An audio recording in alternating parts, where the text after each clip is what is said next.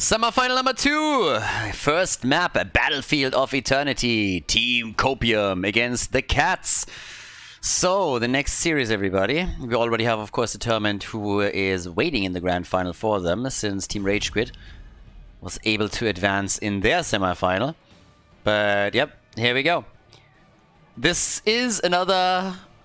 It's a bit of a highlight for me, because I am personally very impressed at how well the Cats are doing. They are a team that a lot of people didn't really have on their bingo card for 2022. And, well, they have been very consistent in a lot of the tournaments that they've been playing and getting better and better. And then on the other side, we got Team Copium with one of my favorites, Alfredo, the Italian-Brazilian, who who's always a highlight. That name always gets me. It's like, it's just fantastic. But anyways, I'm going to make enough comments about that later. Let's check the draft out here. And we got Urel banned. But Battlefield of Eternity, you're looking at Hanzo, you're looking at Li Ming. It's all about the damage on the Immortal, depending on how you want to play it. There's obviously also the chance that you're going into, like, I don't know, Tracer, Genji, you go for a draft there, and you're just like trying to go for team fights and take them down. So, yeah. But... there is also the question, do they ban Garrosh? Johan has definitely a preference for Garrosh. His Garrosh is kind of crazy, to a level where most players or most teams at some point just start banning him out against him.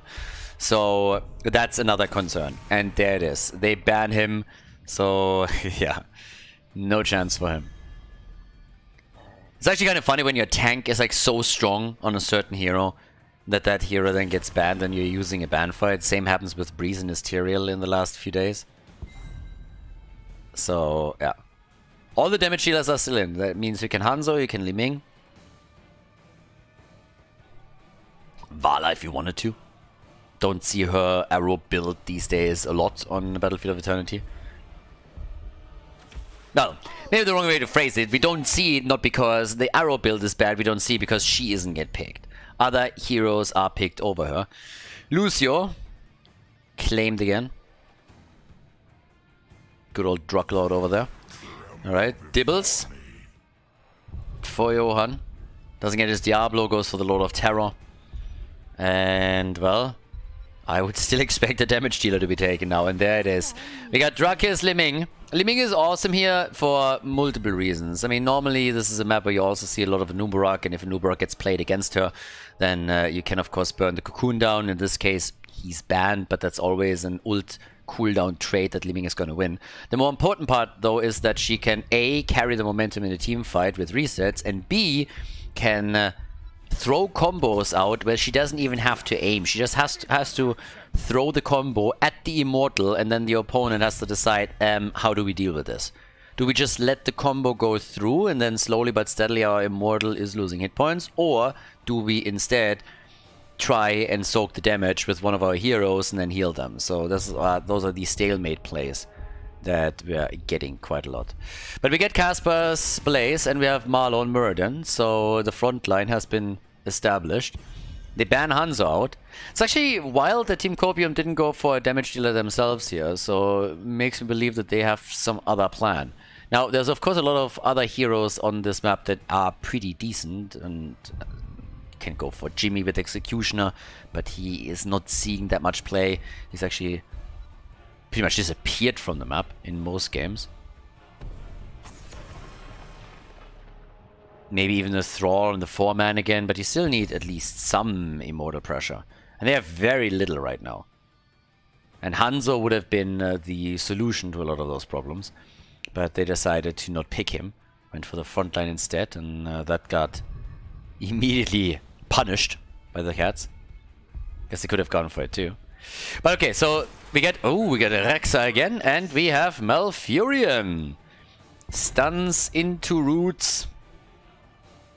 And also Tranquility, which gives you a lot of sustain, obviously. Okay, so for Alfredo and Anno, what are we getting? They still need damage. They have very sustainable frontline. They have a hero that allows them easy rotations, that speeds them up a little bit and helps them to gank people. But they still need their damage dealers. And, well, Genji and Sylvanas. Both solid, both strong. Sylvanas particularly when you side lane pressure with her. They don't... I mean, you could have gone Greymane, for example, too, if you really wanted to have a hero that is not only strong against structures, but also strong against immortals. And now it's Hammer time. So yeah, they're going for Sergeant Hammer, everybody. Final pick for Battlefield of Eternity. I like it. Let's go. Map number 1. The final qualifier for the Masters Clash. And we find ourselves in the second semifinal. It's Hammer time! Mirrodin played by Marlow and Sergeant Hammer by Hereth. On the left side, the blue team with Casper and Blaze, Alfredo. On Genji, the Italian Genji player.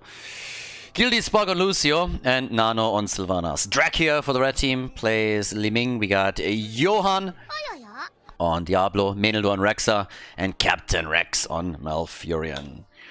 Alfredo is actually apparently Brazilian and lives in the UK, but every single time I see him, Alfredo, pizza, spaghetti, al dente. So yeah, I don't know.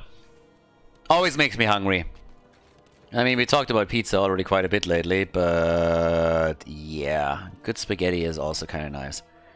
Isn't it kind of weird, by the way, that if you're going to like an Italian restaurant, that every single time that you're thinking about getting spaghetti, that you feel a little bit like a kid? In my head, at least, is like completely anchored that spaghetti is food for kids. But I absolutely love it, so I'm always like sitting there like, should I get this now? Maybe not. Damn, Lucio got hammered. He actually got his ass moonfired here by Malfurion. Hammer definitely had an impact on it.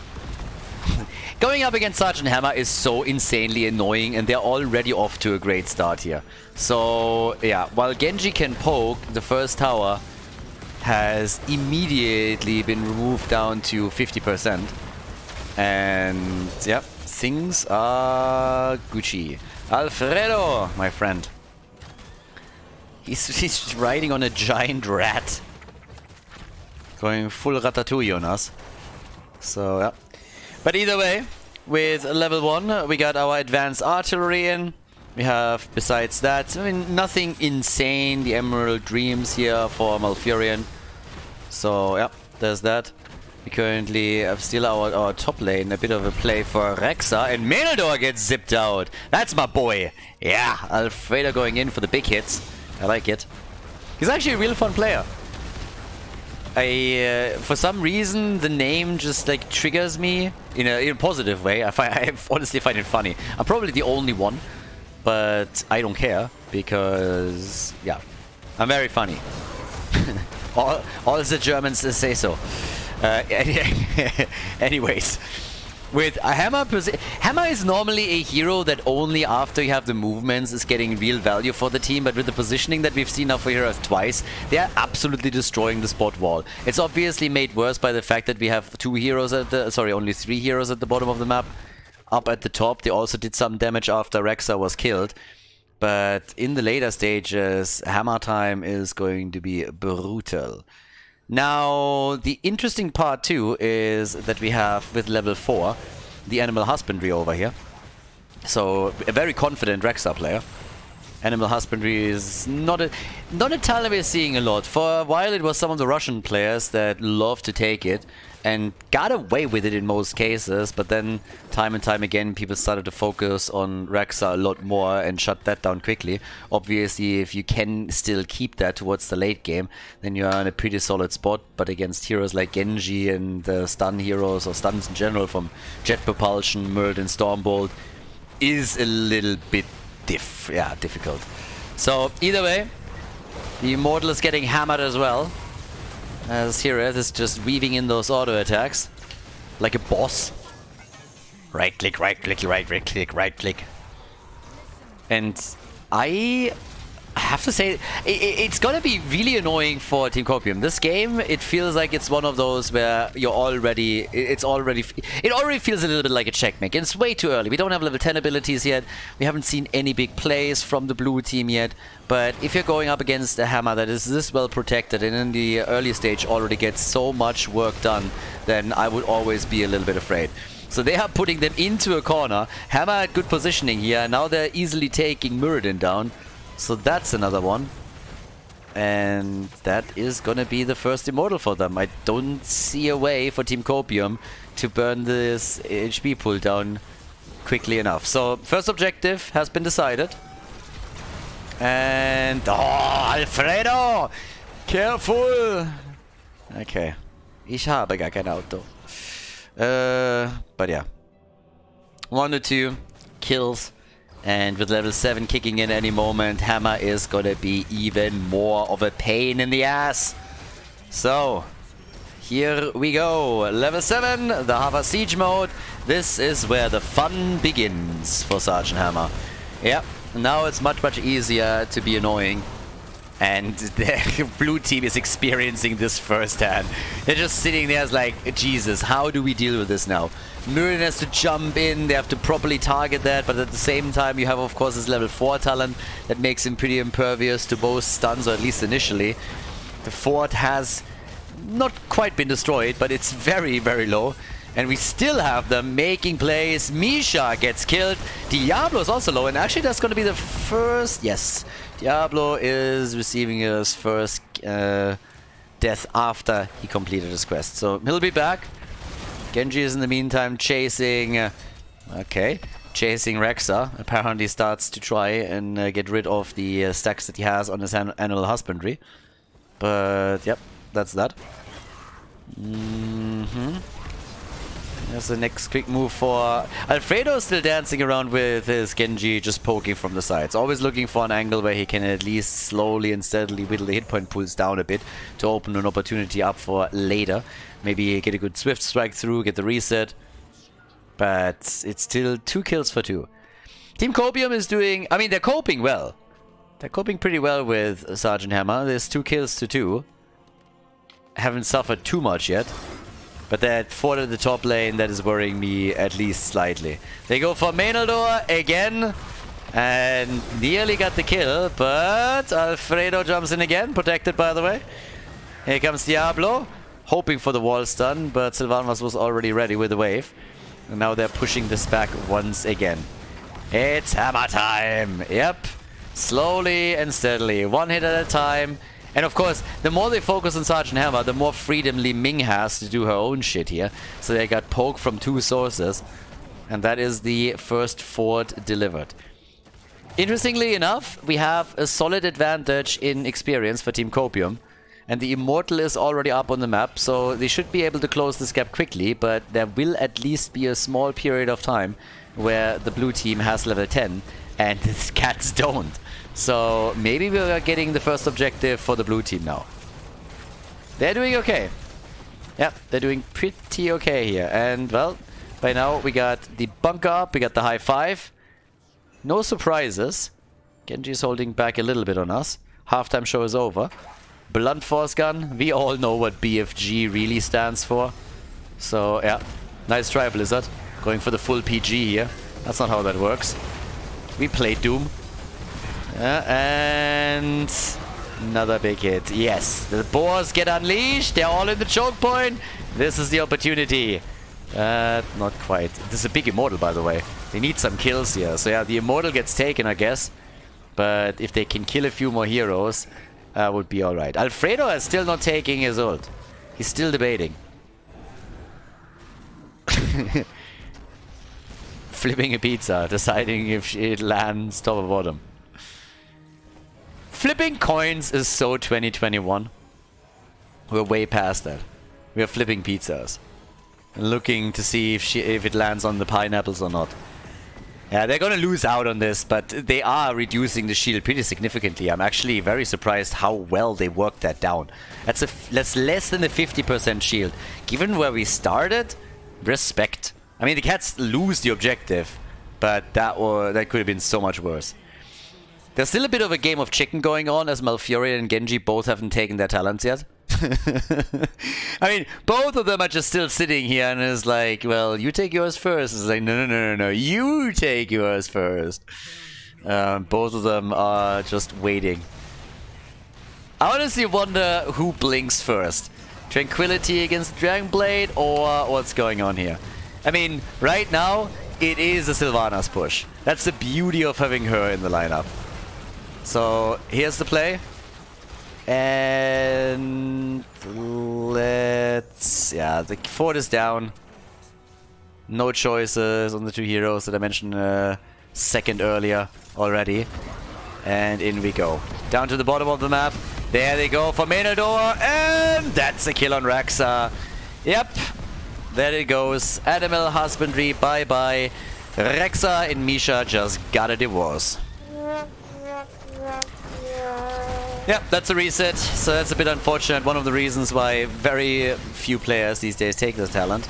But again, stacking obviously is always a bit tricky on this map since it only has 2 lanes. Diablo's down, but so is Sylvanas. The problem is that Captain Rex on his Malfurion is also dying. And so is Hammer. Damn, son. They more or less wiped the entire team with the exception of Li Ming. So now that's the second fort down. Team Copium. They're not coping. They're murdering. They got level 13 now, and boy, they did that. That was fantastic. That was way better than what I expected. And we still have Genji and Malfurion playing their game of chicken. Genji is actually waiting with his level 13 talent now too. Seems like Sylvanas also doesn't want to take a 13. She looks over at Genji, is like, okay, I joined the game a little bit too late, but I want to be part of it. You take yours first. No, you take yours first. Now we got 6 kills to 4. And yeah, the level 13 talents are also available for the cats. I mean, this is getting silly right now. How long are they gonna wait? Obviously, you can quick pick those talents within a team fight, but Malfurion and Genji are essentially playing without an ult at this point. So, yeah, that's a bit of a problem. This is getting a little bit ridiculous. I mean, honestly, I don't really get it. More so from Malfurion than from Genji. But as long as they are playing it like this, I mean, fair enough. At least Sylvanas has decided this is just stupid and went into the Windrunner now. Immortal is back up. 13 on both sides. There it is. Alright. So Genji, he went straight in, and now we have the Tranquility and we have Nature's Swiftness right there. Okay. I mean, to be fair, would he have really taken Emerald, like the dream thingy, the silence, if it was a Dragon Blade, really? I mean, you kind of want this to stay in here, don't you? So yeah, either way. Initially they were like, well, ults are overrated. Who needs that shit? I don't care. But now finally this is over. The siege giants at the bottom of the map are Khazras, like goats, that are doing their thing on the keep wall. But the Immortal is already down to 50% HP. The blue team is just way better on the Immortal thanks to Sylvanas and the rest of the stuff that they have here. They're just not falling for these poke battles. Okay, so now we have the fight coming up. Malfurion uses his ult and saves the team for now. Johann is about to go down, and yes, that's the first one to fall. So, still, another Immortal for the blue team. Damage at the top that they gotta deal with, but they're starting to chase. They missed the stun on Hammer, but they still get the kill. And now they have another follow-up stun on Rexa and might be able to take Menador down too. And yes, that's another one.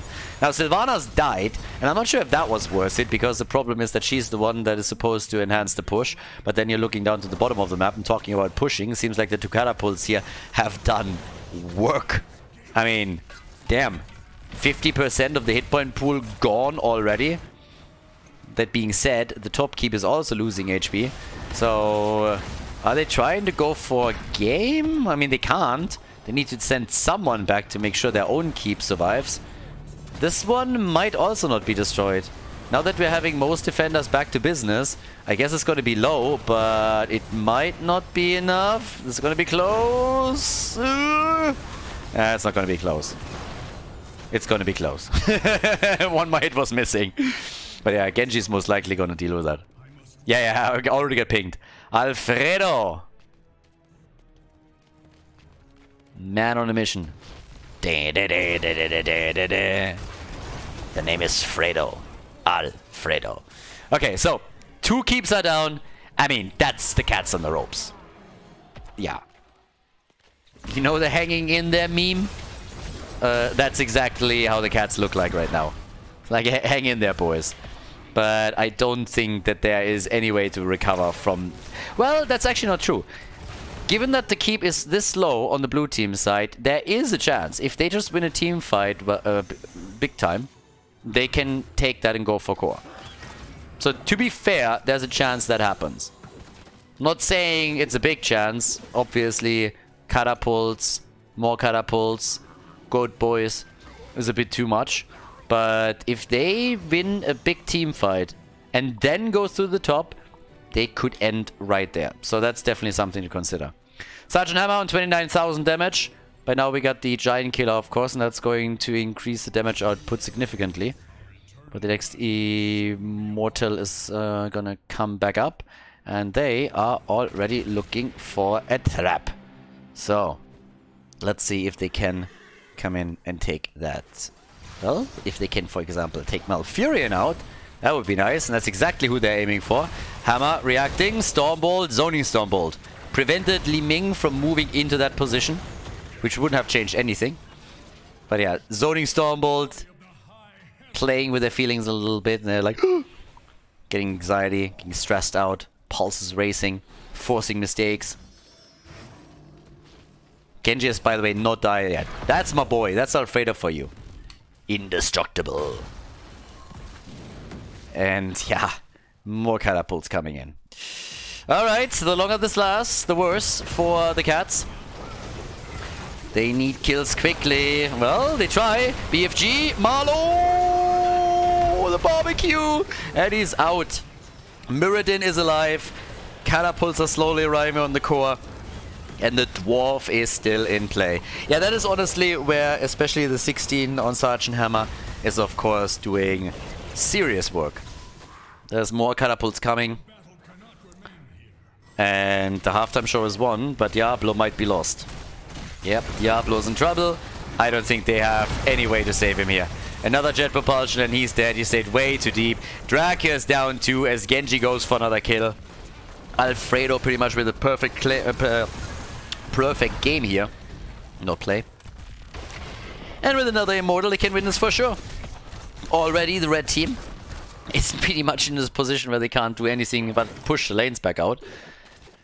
And they're also, I didn't even catch that, but they're getting closer and closer to level 22.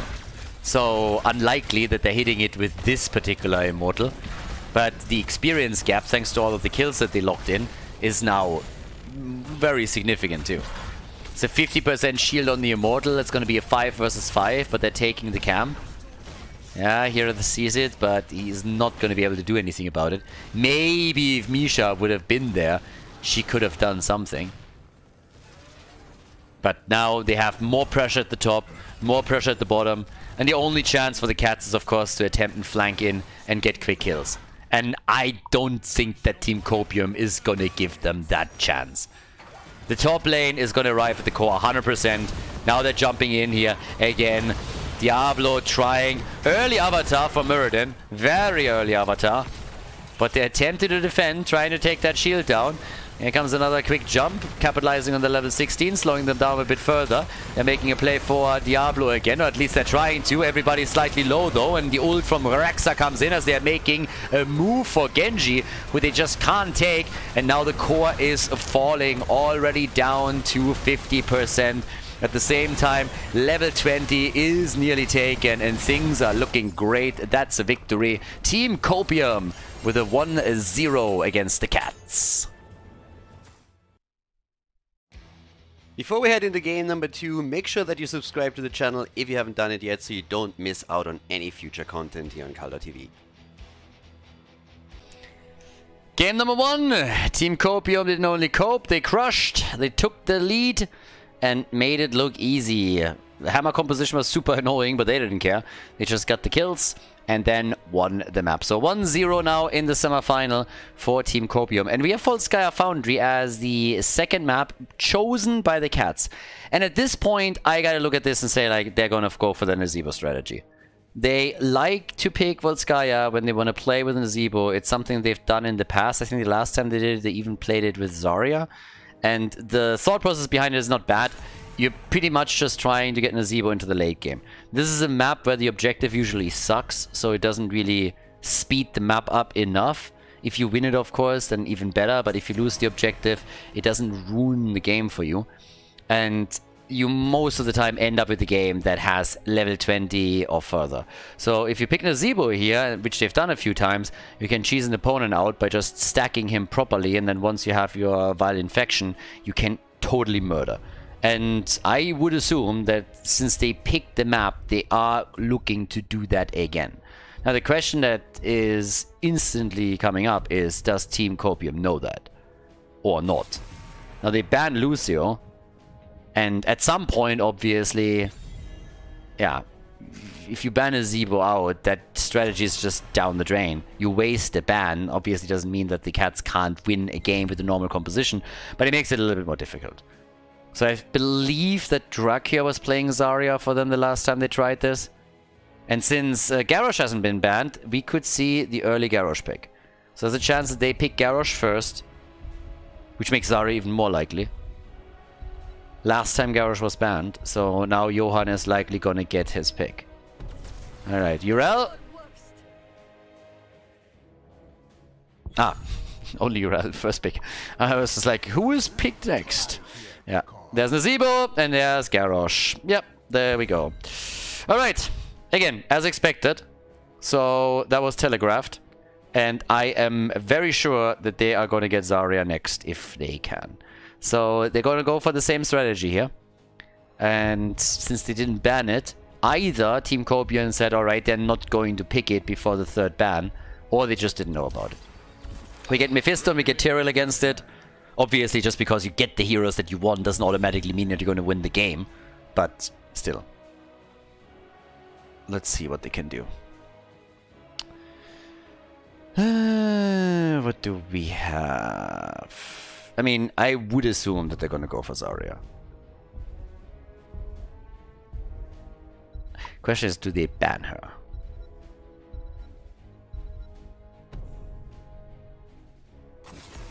Alright, they get... Yeah, Nano Boost and Mephisto would be a little bit annoying, so with that, they are just getting rid of that combo. Tyrael, on the other hand, with the shield, is also gonna be nice. Yeah. Come on. Don't make it too easy for them.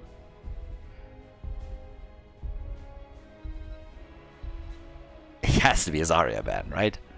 I mean, it doesn't have to, but...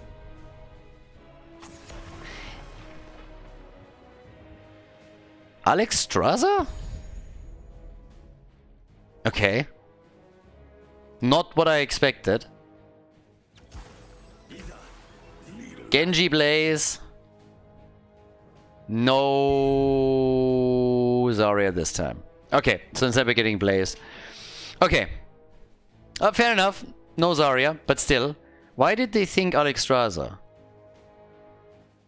I mean, if it's just about delaying things, there's other heroes that would be better for that. But Genji is kind of neat. Blaze is obviously nice. All you gotta do is you play for 20. They had a game where they absolutely crushed even before 20, so you go with the flow. Brightwing and Tychus. It's a good setup that they have. Tyrael, they got the damage dealers, they got Mephisto, they got Tychus here. So they need to control Nazebo, and the question is more so how they're going to do that. If they can come in with Urel, Brightwing, it's a bit of CC. They don't have a lot of CC, honestly. They don't have a ton. Could they... I mean, they can't really go into a Tyrael Judgment there either. It's a little bit of a niche pick in the first place, but it doesn't also make a whole lot of sense here. Iceblock on Nazebo at 13 is going to ruin that. You have the bunker, and now you have also Malfurion. So yeah, either way, Volskaya Foundry, map number 2. Let's see how Team Copium is going to try and deal with it, and how the cats are going to play with the Witch Doctor. Let's go. Semi-final number 2. Team Copium against the three-legged cats. Casper on Urel, Alfredo on Tychus. Marlo is playing Tyrael. We got Guilty Spark on Brightwing and Nano on Mephisto. Now, they did a great job in the first game dealing with the Sergeant Hammer composition that the Cats were playing. Now it's the Nazeebo comp, and we'll figure out how well they cope with that. On the right side, Drak here on Genji. We currently have Johan and Garrosh, his favorite hero, Hirath on Nazeebo.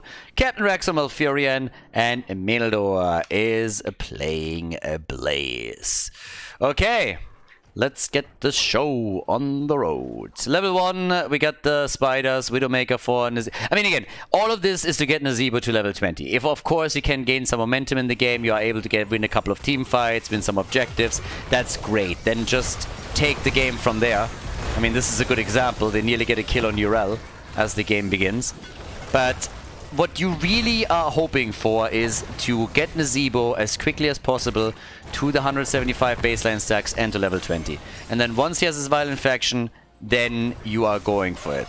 It's a strategy they used a couple of times. One of the games, they were absolutely dominant. Another game where they were totally destroyed. We have on level 1, by the way, the dash for Tychus. So a bit of a different approach here from Alfredo. And objective number 1 is going to be getting a couple of items, and all of the camps are now available on the map. But yeah, Nazeebo is just going to try and make sure that he's going to get all of these minion stacks right now and works around those, so good for him. Has to be diligent about this, and they still need to buy time. Again, the objective on this map is pretty weak normally. If you just take it down properly and you meet the aggression. So if all they gotta do is delay. Delay. Or, of course, if they already start winning fights, then you can always push. But you want to buy time. That's one of the reasons why I go for that map in the first place. But then again, the first item has already been taken. Nazeebo is obviously not joining the fun. The red team is just trying to occupy them. Rotate around, do a little bit of damage. And Nazeebo is already at 33 stacks. Nothing crazy, but we're also only 2 minutes into the game. So yeah, something to work out. But yeah, either way, we got at the top now Nazeebo also going straight into the big voodoo. That was to be expected. Hand of Freedom, Indomitable is in, and more of the minions can be taken down here. Yeah, it's up to the blue team honestly to make some plays, and I think most of those are going to happen around level 10.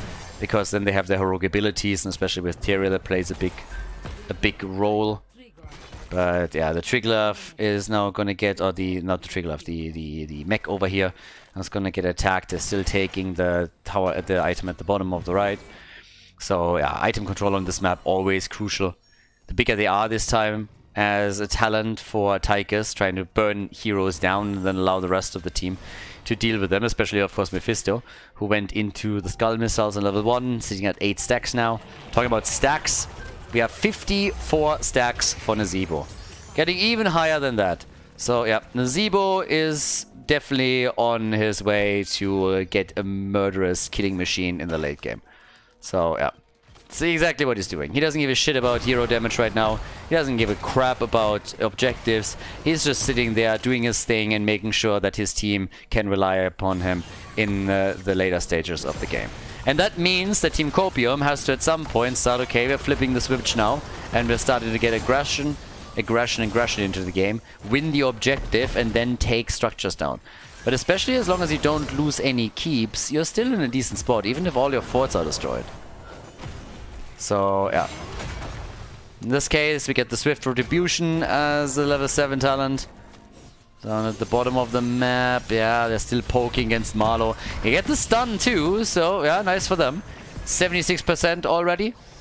Now that we're having Nazeebo moving in as well, he can of course not only stack his level 1 a little bit more, but also maybe get a kill for them, and he does. Nazeebo takes down Tyrael, and that is just great. 80 stacks on his baseline, 44 stacks now on his level 1. That's exactly what you want. You stack with Nazeebo, you even get a few kills, you're already taking the lead even before 20. So yeah, they are going to be very, very happy about how this has played out so far. Yeah, this is looking fantastic for the Cats. Now, after game number 1, I'm definitely not going to underestimate Team Copium, because they already showed that they are totally fine gaining some momentum and then rolling with it and capitalizing quickly with additional kills and pressure plays against the opponent. But as they are starting to lose ground here, it's going to become harder and harder. Now, the blue team should still be able to lock in the Protector. It's going to maybe take them a little bit longer than they initially expected, but generally speaking, they should be able to take this. And then they can use that to maybe take a fort down. But given, I mean, it's usually not really possible with the first Protector here. Traditionally, you're just rotating between the lanes and you would try to take the fountains down to prep for the next objective. That's of course not possible anymore since Blizzard changed things. But yeah, there's the Protector regardless.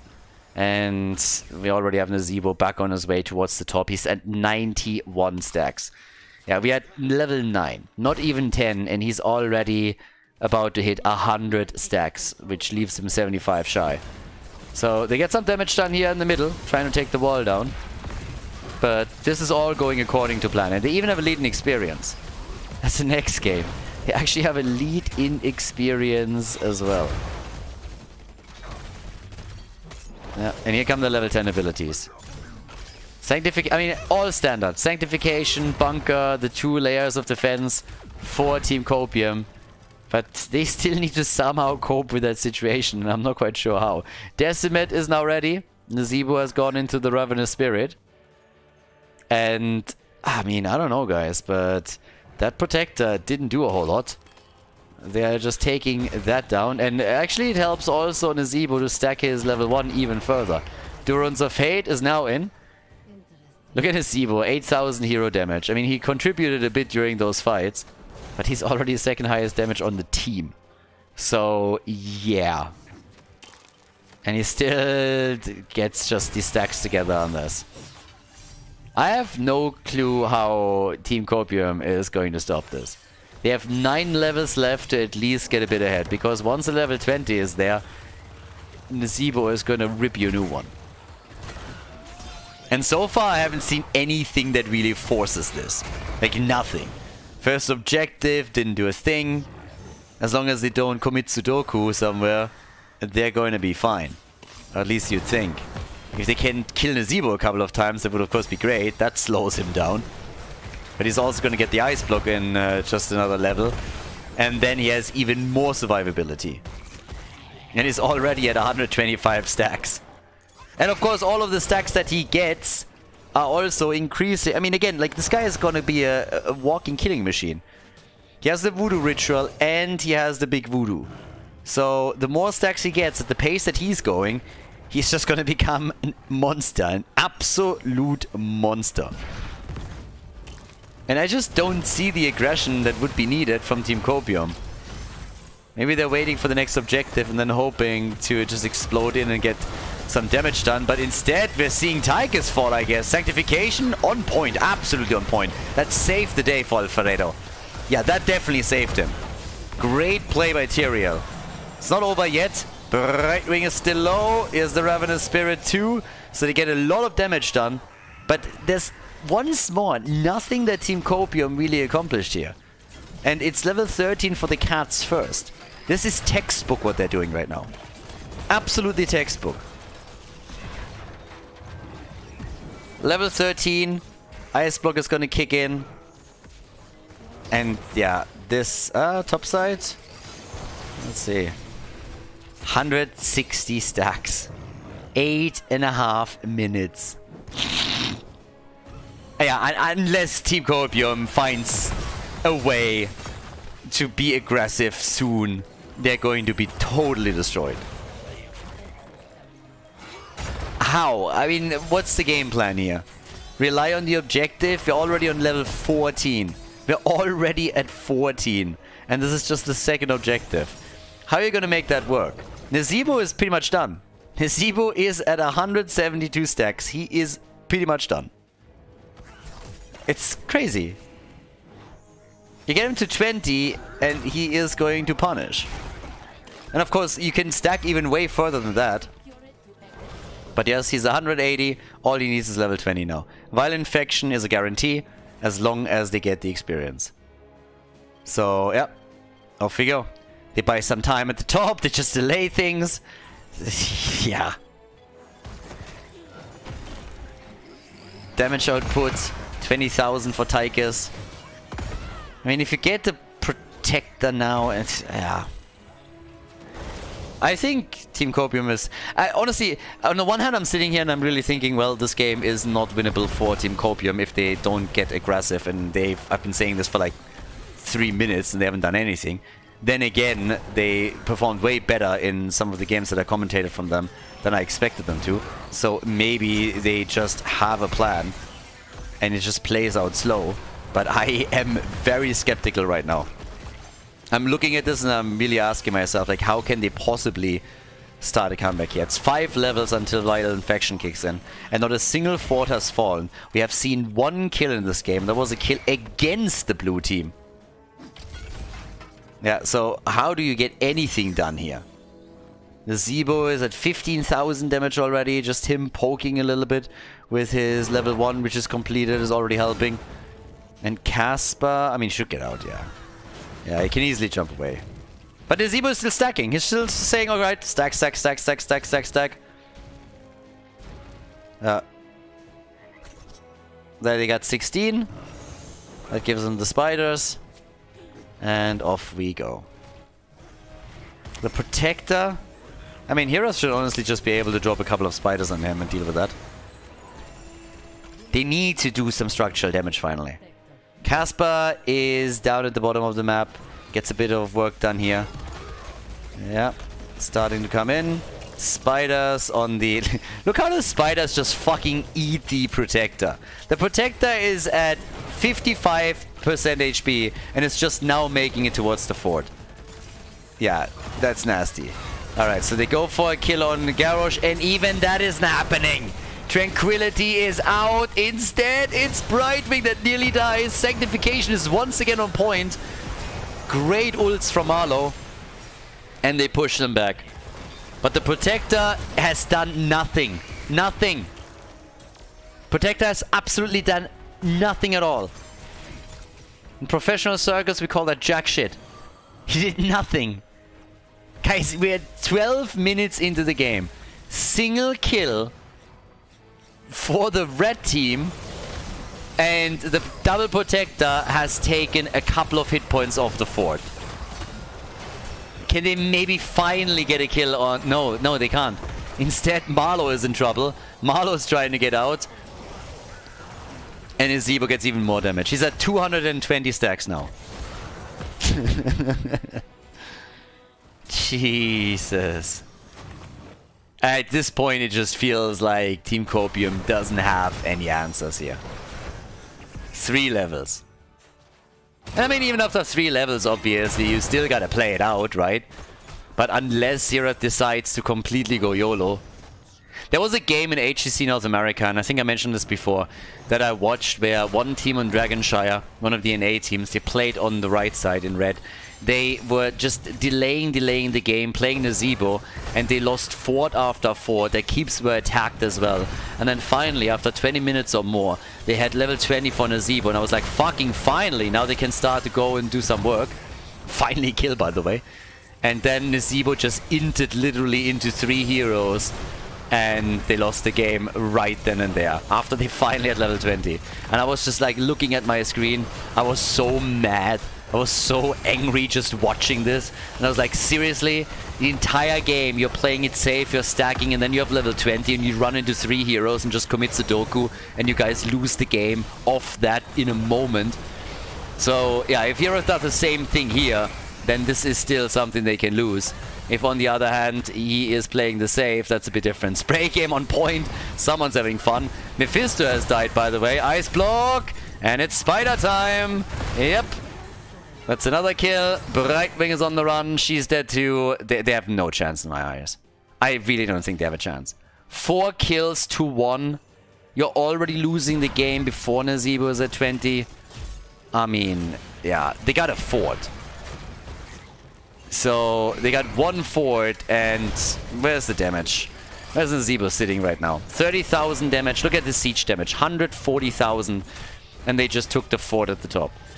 Like, Nazebo can at this point just start to go in. Look at this. Look at the toads. That's without Vile Infection. That's without it. They just got 3 kills, moved to the top, took a fort down, moved into the middle, and they're destroying the second one. Like, what? Team Copium, they definitely did not know about this strat. They did not know that the cats are doing this. Yeah, they had no clue. They must have been completely caught off guard by that Nazeebo pick. And now we are nearly at level 20, and keep Nazeebo's damage output in mind. He's at 30,000 damage now, right? 162,000 and 30,000. He's gonna get his level 20 now, and we're gonna check up on his damage a little bit later. But yeah, quest is completed. He's at 250 stacks. Obviously, he's increasing his hit point mana pool even more now. But yep, that's the next objective. I don't even know if they're going for that or not.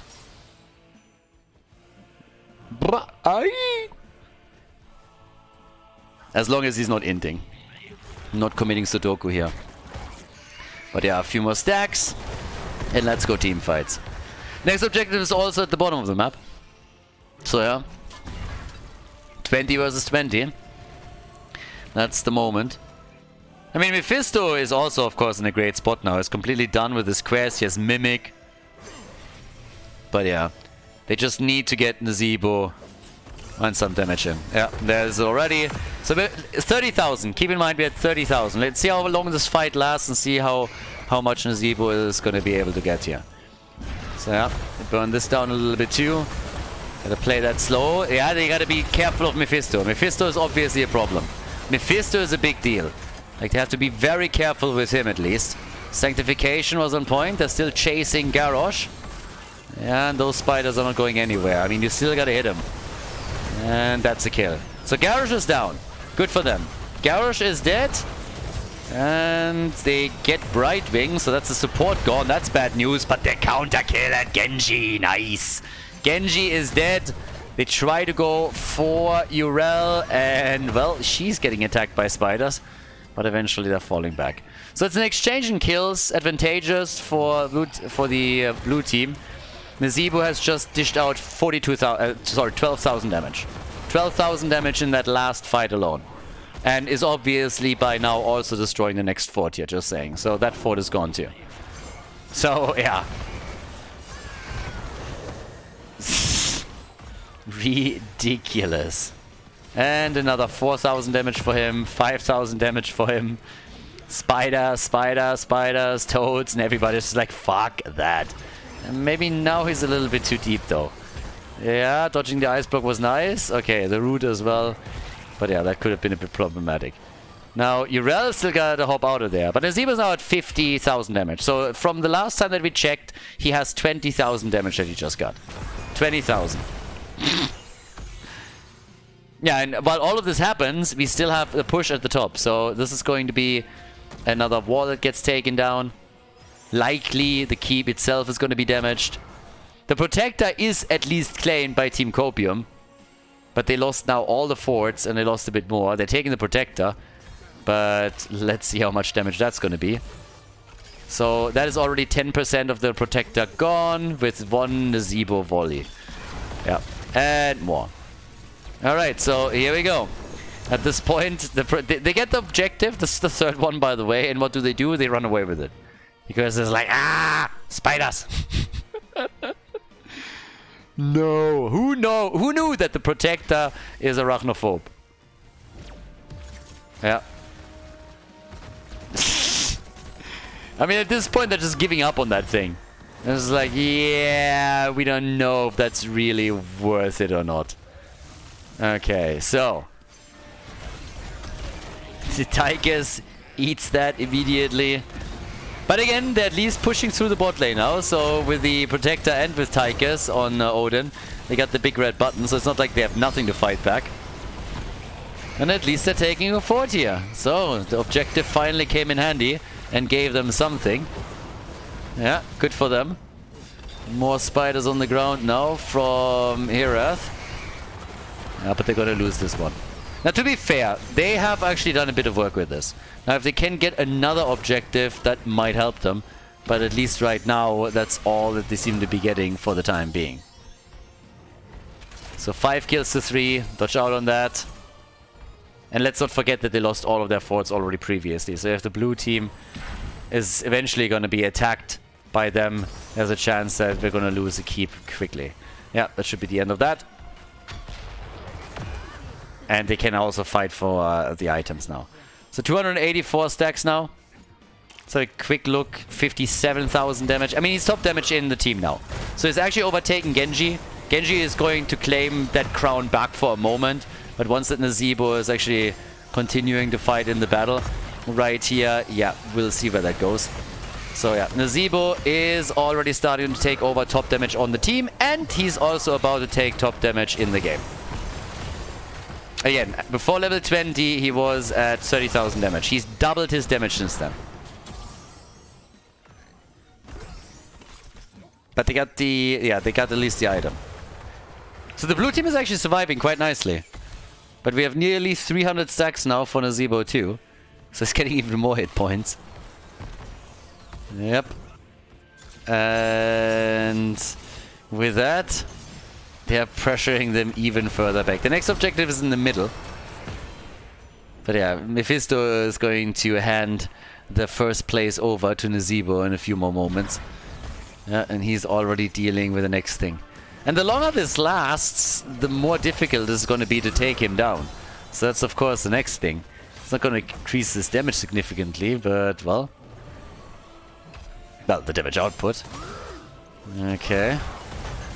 Garrosh, ooh, nice. The zombie wall was actually good here.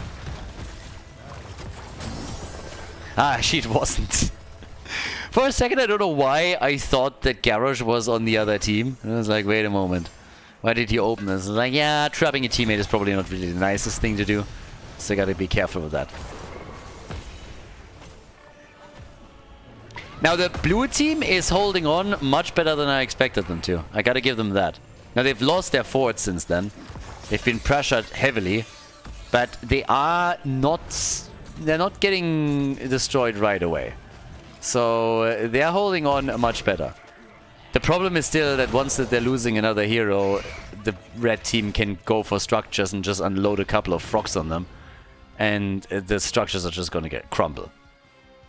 By the way, we've talked a lot about Nazeebo and his damage output, but take a look at his siege damage. He's at 230,000 now.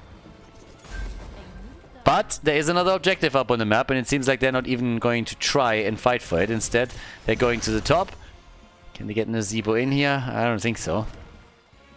If another objective is won by Team Copium, that would be a little bit different. Another protector would be big. Very big. 316 stacks for Nazeebo. 316. Okay. Yeah, Tyrael trying to jump around a little bit and does. Okay, more spiders. Actually, these ones missed. Okay, still saving the targets here. Jesus Christ, the damage. It's a spider party. We're gonna keep it on the damage for a little bit. Yeah. Yeah, he's missing quite a few of them. That's a hit. Yeah, that's nice damage. Brightwing is immediately on the run. It's like, I don't like this.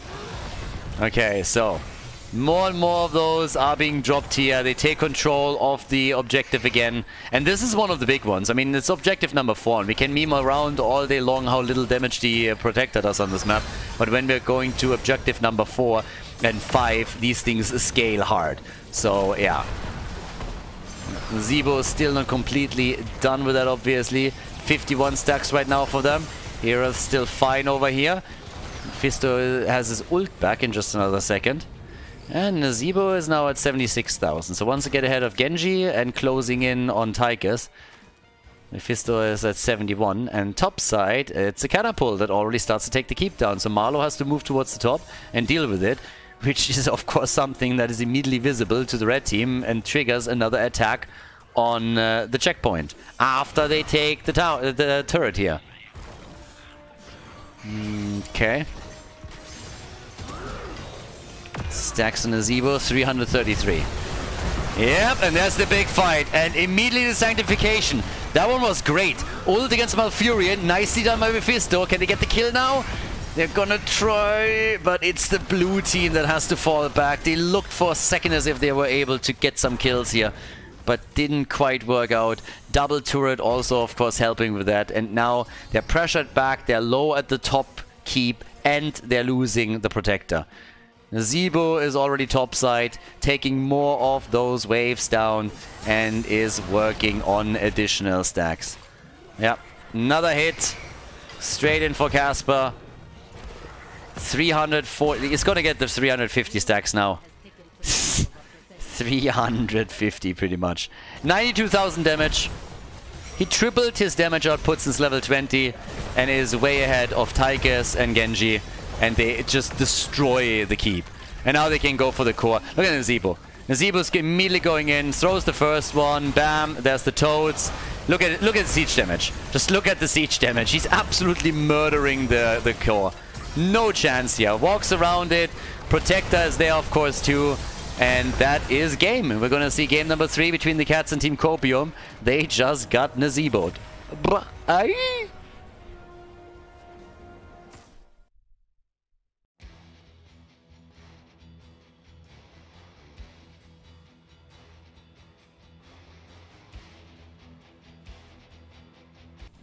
Nazeebo took it, so apparently Team Copium didn't quite know that they love to play Nazeebo on that map and why they picked Volskaya in the first place.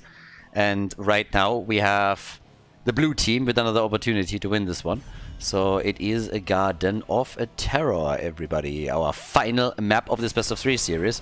We're going to decide which team moves on to the grand final to face off against, I had to actually think for a second, Team Ragequit, who took Team Ash down in the other semi-final.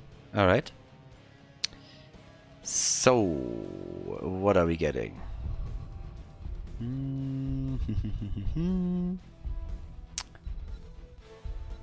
Well, a Zeratul ban and then an Uberag. It is a big map. I would expect that globals are being addressed here again. Yeah. Globals should definitely be addressed pretty quickly here. You can't even play Vikings on Garden of Terror. That would actually be wild if one of the teams would now come in and play Vikings on the final map. But Falstad, Dehaka, both of them, big options. And Sylvanas is a really good ban too, because not only can she be great in team fights and dish out a lot of damage, but her split push potential is pretty huge. Now, Chromie gets banned. Hogger is still up, which would be great. Dehaka, Falstad, both of them great. Maybe even a Vikings play, that could happen. Anything that helps. Greymane sometimes here too, because there's a lot of camps on the map that you want to take as well. But let's see what they're starting off with. Yeah, they go for Hogger. Alright. Again, going for the camps. Hogger is a regular on this map, oftentimes banned too. But now they get him. It would be kind of funny if they played Nazeebo again. Now, it's not quite the same thing here, obviously. The lanes are a bit farther apart, so it's not that easy for him. But they still take him.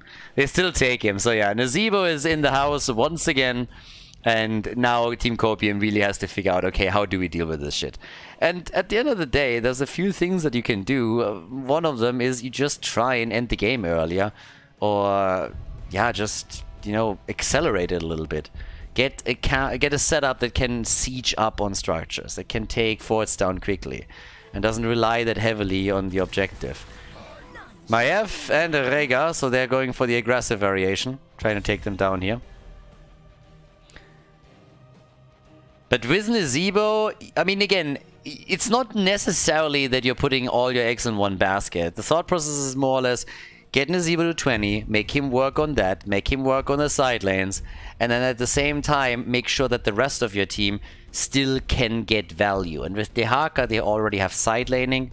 That works, that helps. But yeah. So, Mei, she gets banned. Don't want to deal with her. That's an interesting ban, though. That's a ban that needs... I mean, that has to be connected to some prior knowledge. Either they want to make sure that there's no snowball, that there's nothing that can put Nazeebo out of position now that Maiev is already taken. Or they're just saying, alright boys, yeah, we know that you have a Mei player. I don't know that, so honestly, I at this point don't really know what the thought process behind it is, but you don't just come in ban Mei for no reason whatsoever. Johan, he gets his Garrosh. I mean, this is getting worse and worse, honestly, for the blue team. Lucio for quick rotations. I really like what the cats have now. Then again, you got Maiev on the other side, so Maiev can really ruin the day of a team. So if they can just bring the aggression now, that would be pretty solid. But again, what else are we getting? We still need the front line. Something with mobility. Muradin, Hanzo, and Maiev. They are going to try and bring the pain here. They're gonna. This is not a draft that you have in order to take structures down. For that, you would take Greymane, would work with the Zarya or whatnot. So they are going to try and just force the team fights and then just crush. That's going to be the idea behind this. Drakia, he has the last pick for the team. Nazeebo, so far the only damage dealer that they have. They got the Haka for side lane pressure. And the final pick is the Birdie. Double, Global, and Nazeebo. Okay, worked on game number 2. Let's see if it works on game number 3. Can the Cats go all the way and reach the grand final, or is Team Copium now going to ruin their plans and do it themselves? Game number 3. We go the distance. On the left, Casper on Hogger, Marlo on Muradin, Alfredo, the brother of Al Dente, on Maiev, Guilty Spark on Rega, and Nano is playing Hanzo. Drak here on the right side is playing Falstad now that the team is trying to go for another Nazeebo game, and obviously mixes it also up with a double global on their side. They got Johan on Garrosh, Erath on Nazeebo, Captain Rex on Lucio, and Meldor is playing De Haka. Okay. It's party time. So the thought process is again the same. You're trying to get Nazeebo to 20, you're trying to stack his baseline.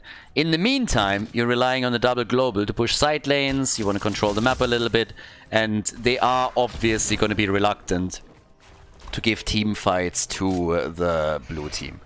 I would at least be surprised if they would just come in right now and just battle this out. A little bit of brawling in the middle isn't really a problem.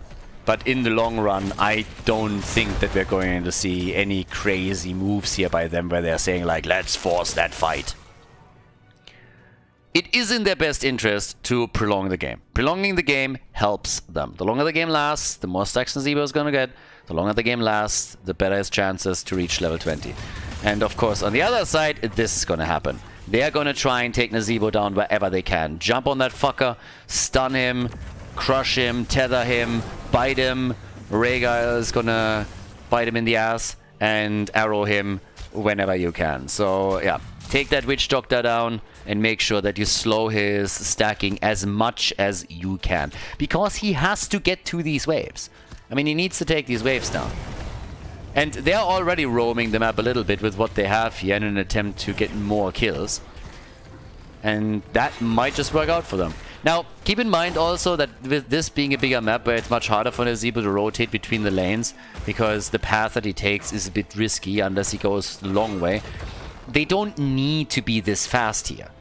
They really stacked him in record time on the last one, but it's not the only thing that they have in their composition. They have a double global that they can also use, and that's two things that they can rely upon now.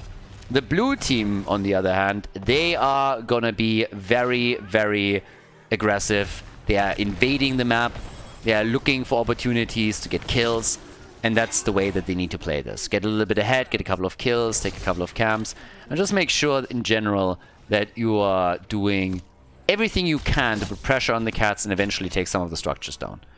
So that's likely how this game is going to play out. Indomitable on level 4. Nazeebo, the birdie is actually in trouble, and that should be a kill. Yes, it is. So Hanzo is down, but so... Oh, I didn't get the tether there. Yeah, Hanzo is down, so is Falstad. But they're invading camps now. So they're actually moving in, invading the camps here in an attempt to ensure that they can push these structures down. Nazeebo is sitting at 18 stacks. They took at least the first seed. And in the middle, Siege Giants have been taken down too. So, yeah. But they are moving up to the top now. But you can already tell that Nazeebo is slow at stacking. Now, this isn't a disaster, as I said before. He can stack a bit slower. He had a really, really fast stack in game number 2. But now there's a chance to just keep him a little bit further at bay. But he's trying his best, obviously, to get there. Level 7 talents aren't up yet either. We still have camps about to be taken. Hogger's poking out the bottom. They're getting the scouting in from Hanzo, and therefore Hogger can take the camp after all. But the next seed is spawning, and right now it's only the cats that got 1. But up towards the middle, yeah, there's level 7 by the way. Up towards the middle, they might just go for another potential kill against Johan. Yeah, Tether is in, but Maiev gets flipped and has to bug out. Does that, and they can't get the kill on Garrosh. At least I don't think so. No, the doggy jumped in again. Couldn't do anything here. And Nazeebo is using the freedom that he all of a sudden has to move back towards the top and continue with the stacking process. Now he needs to keep an eye on what exactly is happening in the middle of the map so that he can retreat. And that's also what Lucio is doing. He gives him information and just tells him, dude, there's 3 coming your way. Get the hell out of there. So Nazeebo, yeah, here's the problem. Now he has to take the long way into the middle. Which is possible, but it's going to delay things. Was thinking for a moment to go over here, realized that there's a couple of heroes that just took the seat and was like, yeah, okay, I'm going to play this safe. So this is slowing everything down, which is already a bit of a win. But they are protecting these waves now. So the blue team is now trying their best to protect the waves a little bit and to punish Nazeebo whenever he moves out. But then again, that opens up opportunities like this one, where Hogger is finding himself on the receiving end of the beating, simply because he rotated over and there's 4 heroes from the cats that can easily take him down. Top side, yeah, and he's immediately moving out. Dodges the Stormbolt, they are diving deep for him, but too deep. Way too deep. That's 1 kill. Rega is down. Here comes the Haka. And yes, they forced this. They forced the mistake and they get 2 kills because of it. The cats come in, take down Maiev, take down Rega, and now they are already half a level ahead. And Falstad can start to fly down here. They can even interrupt the sea, trying to claim that, get the level 10. Nazeebo is sitting at 57 stacks. Doesn't really get a whole lot on his level 1, but the same happened in the first game. He doesn't commit to a lot of hero fights right now. He can do that later. That's not something that's needed at this point. What he needs to do is stack the baseline. The rest comes by itself. So that's not a problem. But yeah, with that, we now get the Decimate in. We have, yeah, level 10 abilities that would allow them to take their Siege Giants, I guess, if they would really commit. And I suppose they do. Hogger is still at the top and is using all the space that he has to start attacking the fort a little bit. But here's level 20. Disc is out. We got the Ancestral. Shockwave, that's going to be important. And the Meme Strike. Full Meme Strike for them. Okay. So Meme Strike plays by them. And Hogger is just poking away. Moves straight back into the fight. Gets the Shockwave out. I don't think he can delay this long enough. No, gets thrown, gets stunned, gets dragged, and gets killed. Goodbye. That, on the other hand, is a Meme Strike kill. Yep. Meme Strike gets the victory here. Ravenous Spirit forces them back, and guess what? The double global that we talked about earlier is getting value at the bot lane as all of this happens, because Falsa just said, hey, if you guys want to go to the top, you're more than welcome. I'll take that freebie at the bottom, and I just take a couple of these minions down, I take the towers, and then we're going to play around that. 2 seeds against 1, so it's the blue team that really has to position themselves here and make sure that they're going for the seed. Nazeebo's at 71 stacks now, so you can tell, slower than he was in the previous game. Still not bad though. And yeah, off we go.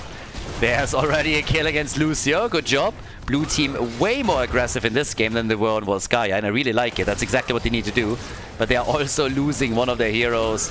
Obviously, if you are aggressive, that can net you a lot of kills, but it also gives your opponent some opportunities to get a couple. And that's what's going on here. So, Meldor is moving back. Heroth is still going for the next seat, and that is the first Garden Terror wave. So, again, the red team is ahead. Garden Terrors on each lane. And that means the top keep is, the top fort is likely going to be destroyed. Whereas in the middle of the map, Falstad, he's also trying to open this up. once that the forts are destroyed and they have a bit more room to work with, the globals are of course going to get even more value.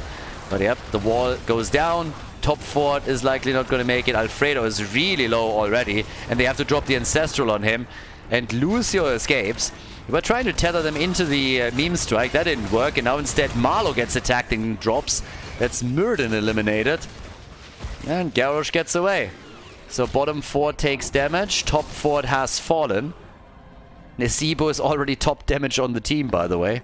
Just saying, and he hasn't even done a whole lot in those fights. In the last battle he was a bit more active, has 80 stacks now on the level 1, 85 on his baseline, and is already dealing with the mid lane again, as the rest of the team is at the bottom going for another fort. So as it stands, we have 2 forts destroyed by the cats. They are stacking Nesibo slowly and steadily, one wave at a time. Got him at 91 stacks now, so it's a little bit slower than they were in the previous games, for sure. But around level 20 or shortly after, he could still get the stacks completed. And the globals are doing that job as well. It really feels like the Copium boys have a bit of a problem dealing with that strategy. Yeah, it really feels like for them it's very, very tricky to do anything here. And I like that they were thinking, okay, let's just try and kill them.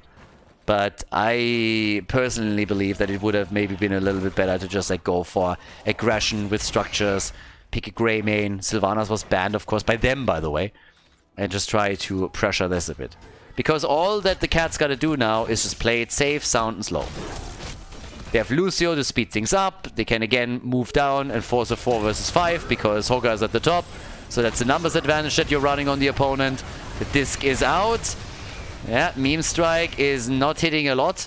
Just a little bit on Garrosh. There's the flip, there's the stun. Isolation, goodbye. Myrden is dead. Hoga is about to arrive, but that's a bit too late. Might be able to get a shockwave through to cover the retreat, but that's probably going to be it. Rega with the self-ancestral. But now the quest is nearly completed for Nesibo. Talking about his level 1 here. 96 stacks for him. And yep, off we go. So with that said and done, 4 to 8 kills, level lead, and another seed for no, maybe not. No, this one gets at least interrupted once. Yeah, the Nesibo is again doing his thing, moving through the lanes. 108 stacks right now. So yeah. And again, the same question that we already had in game number 2 is posing itself again. How do you deal with it? With this particular lineup. It's obviously working better than it did before. They're just doing better, they're more active.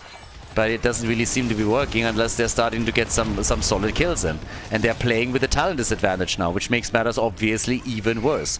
On level 20, they're at least gonna have the cooldown reduction for Hansel, so that can help. But things are troublesome. Nesibo is done with his quest. Gets a few more spiders out now. Yeah, they still hope for a kill on Johan and they can't get it. Garrosh gets tethered in, but he's still fine. And continuously healed up too. And all that Nesibo needs is 60 additional stacks. That's where he's at right now. Get 60 more stacks and you're fine. On this map, more difficult, it's a bigger map. But it's still not impossible. The globals are pushing the side lanes out, as they should. And with 2 forts gone, catapults, as the game continues, are of course also going to become a thing. So right now we have the next seed coming up. And that's an opportunity to get some garden terrors and then maybe with those finally make a bit of a play. We have level 16 in reach for Team Copium, so they should have it for the potential fight around the seed. But either way, this is a chance for them to get momentum with the objective and then just simply start, you know, taking some of the structures down. The top fort, for example, would easily fall and just buy some time. But Menaldor is still in a position where he could even push out the bot lane further and escort the catapult in, and that's exactly what he does. Was moving away for a moment. Lucio is also still zipping around, and they gave it up. They actually gave the objective up, so they handed over. And that will push the lanes back as well. Already, the disc, nice on Falstad. Nesibo is trying to shut them down before they can get to him. So far it worked. And the gas to save Johan. Alright. So far, so good. And the first Garden Terror in the middle is nearly getting destroyed here. Myrden, by the way, with 50 stacks on his level 1 now. Meme Strike. Nesibo ice blocks it quickly. No problem for him. Damage output, he's at 30,000. Top damage on the team. And pretty decent siege damage too. Not as good as in the last game. Again, obviously now they're side laners that do his job a little bit more. But yeah, there they are. Up at the top. There's already another little play for the fort. This time they get it. At the bottom of the map, the Garden Terror is already dead. Nazeebo's, by the way, never really rotated down to the bottom of the map, which I'm a little bit surprised of. Once that there's like multiple waves building up, he could also make that move. But instead, we're now seeing him head to the top lane again. So that's the one side effect, by the way, of going up against the Garden Terror that is definitely positive for them. It makes it easier for Nazeebo to take the stacks without exposing himself to potential damage. He can literally sit in tower range again, as he already did a bit previously. 141 stacks for him now. So getting closer and closer to the Violent Faction. He's not as invulnerable or as hard to kill as he was in the second game. But yeah. And obviously they gotta know this too. And yeah, again, thanks to the globals, super ahead. Look at this. The minion experience that they have gathered is at 35,000. So 4,000 ahead from what we've seen for the blue team. And that is one big difference. The hero kills also. Big lead through that. Yeah, they are going to hit the level 20 way, way sooner. So it's actually not the experience that's currently the bottleneck. The bottleneck is the stacks for Nazeebo. Bit different from the last game. But yeah, the experience through the globals is just... it's perfect for them right now. Nazeebo gets another wave. Yeah, actually, does he? They really want it now. There's the shockwave. Oh, he dodged on the Stormbolt. He ice blocked the shockwave and then he dodged the Stormbolt. Great play by him. Hiraeth with really good reactions. Didn't panic. Used them one after another. 20 stacks away. Half a level to 20. Boy, this is about as good as it gets. If they can kill him here, they are at least slowing him down. But no, and they're getting a bit desperate, as you can see. They're getting real desperate. They know 100% that once he has the Violent Infection again, things are going to become very difficult again.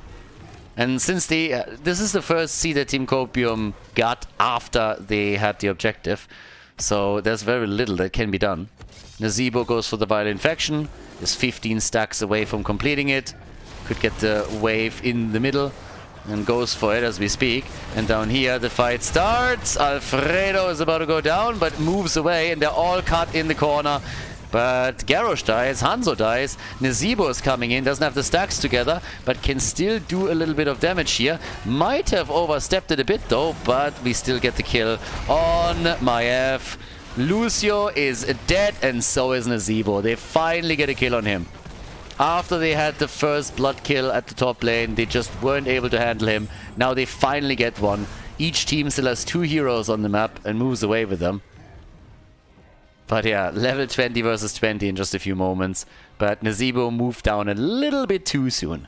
At that point, just waiting it out for the Violent Infection stacks might have been a bit better. Hindsight always being 20-20 as usual. But now the opportunity for Team Copium to get a second seed towards the next objective. Well, they're gonna work on that one.